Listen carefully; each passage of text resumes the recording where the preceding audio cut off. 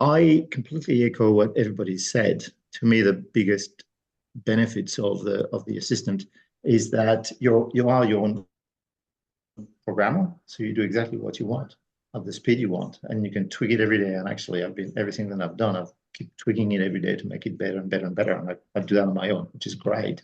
The other absolute benefit is that it's exactly for you. You know, I don't want something which is a solution's been cut down for someone else. I do exactly what I need for my farm, and that's it. And the way I want it as well. You'll see that I have a small dashboard, but it's nowhere near as flashy as what Gilly's built. Right.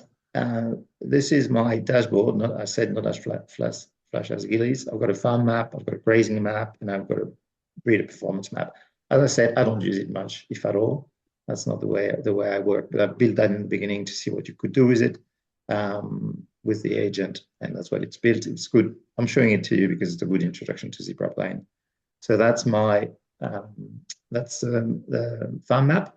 All my paddocks, the little dashed orange are what I call management areas. There's sub paddocks that I want to have isolated because they have different pasture on them. They're planted differently. They have different characteristics. Some are natives, some are slopy. This one, for example, is on a slope, so it always gets damaged from a pasture perspective quicker than the other ones, etc. And you can see that it tells me how many heads I have in each paddock. Right? So this is the home block. If I hover on it, it tells me, you know, that I've got 5 steers, 9 heifers, and their tag numbers, and how long they've been there. That's the grazing map. Tells me the food on offer in every paddock, and the status compared to a limit that I've set, whether it's ready to move in, whether it's recovering, or whether it's almost ready, or whether it's recovering. Red, of course, is below a damage threshold. Right? So how do I get to that? Automatically, the Enigma twice a month pulls from SIBO Lab the mosaic of dry matter, which is there, cuts out every single paddock and calculates the food on offer according to that satellite per paddock. And then it checks it against the model, and if there's a big deviation, it tells me, hang on a minute, it's deviating from your model. Do you want to adjust the model, or do you not believe the satellite image? Right. So from that raster, you can see that, you know, all my various management areas, the white gate paddock, for example, has a median food on offer of 625 kilos per hectare. Right? And all the management areas are like that. So it does that automatically. It's still calibrating. At the moment, I'm just learning, but it has allowed me to get rid of my SIBO Lab subscription. I had a pasture key subscription, which I got rid of because I actually was quite frustrated with it. It wasn't teaching me much, especially because I couldn't download easily the data. And I'm using that instead, and it's proving actually a lot more useful because it's completely integrated. I do that for the SIBO free pasture information, and as well another paddock information satellite imagery site that Enigma found on its own, which is giving me another view, and it combines those two views into what it thinks is the best view for the paddock. As I said, that's pretty much calibrating at the moment, but it's, you know, it comes out with pretty accurate predictions so far. That's my to-do list. All the things that I have to do, so I never forget them. Some of them you'll see, you know, we're adding on the 3rd of May. I have to remove fallen trees in that paddock, which is something that I don't want to do. So it's been there for 3 months. And I just, when I want to add something, I just say, Enigma, can you add on the to-do list? And I have to fix the creek crossing into that paddock, and it pops up on the to-do list in the morning. It also sometimes I ask it to say, okay, take all my chainsaw jobs and send me on a chainsaw rampage. So that I go and I do everything that I have to do. I don't have to come back, pick up the chainsaw, go this, go there. It's organizing my time a lot more efficiently. It also, as I said, it's doing my weed management. Reminds me of all the weeds that I have to go and spray. Sends me that little snapshot of exactly where it is, and also a pin in Google Map that I can just click on it when I'm done in the paddock, so I can find the weed and do what I need to do with it. So that is pretty good actually, because I don't forget anything that I have to do.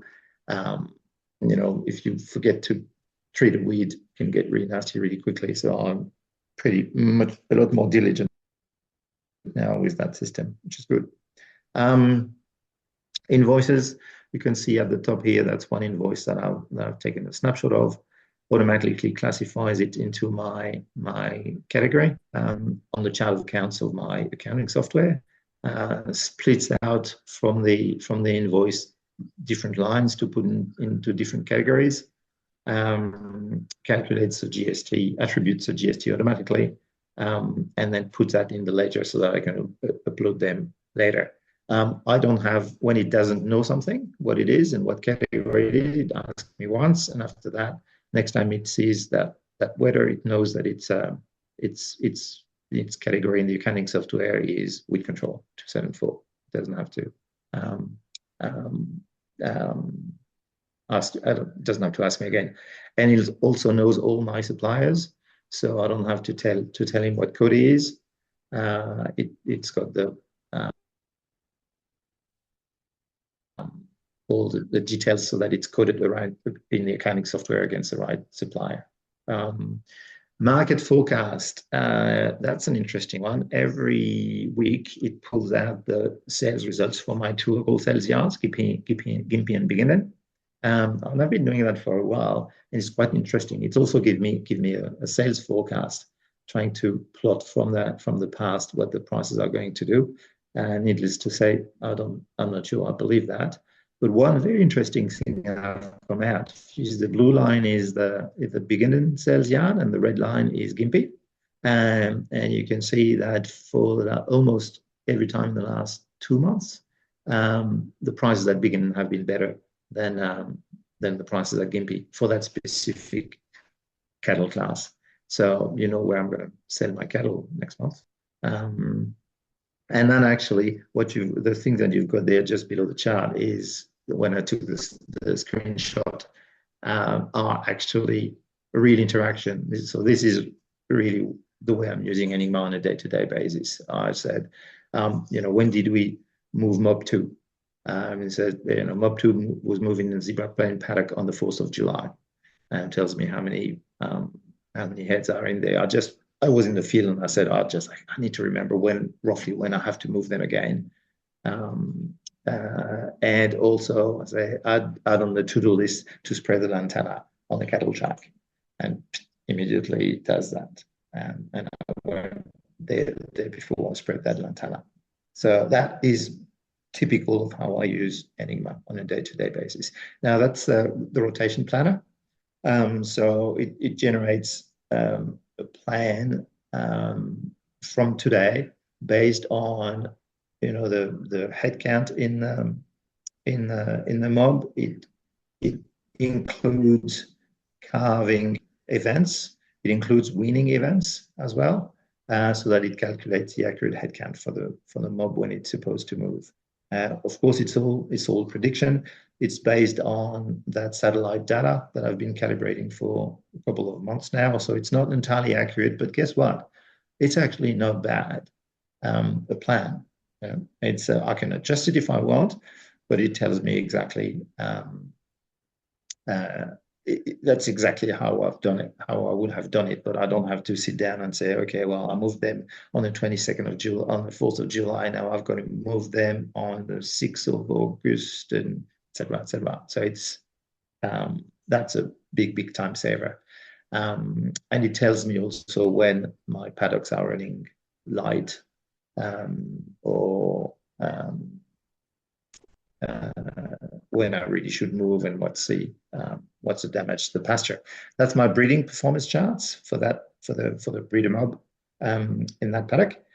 It's two axes. It's got the average weight gain to winning for all the breeders, and it's got the calving interval in days. So, of course, the calving interval should be the shortest possible, and the weight gain should be the highest possible. And you can see that breeder 101 wins the day.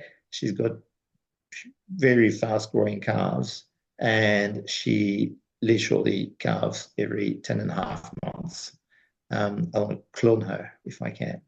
Anyway, so it tells me also that those heifers there, 1, 3, and 4, which interestingly are bought from the same person, are really lagging. So you know who's going to get the chop next time as soon as they've finished calving. And that's pretty much it. So that's what I do with my Enigma. I think the most useful for me on a day-to-day basis are the farm admin and the to-do list. But the most useful probably for the business are the grazing management and the herd management.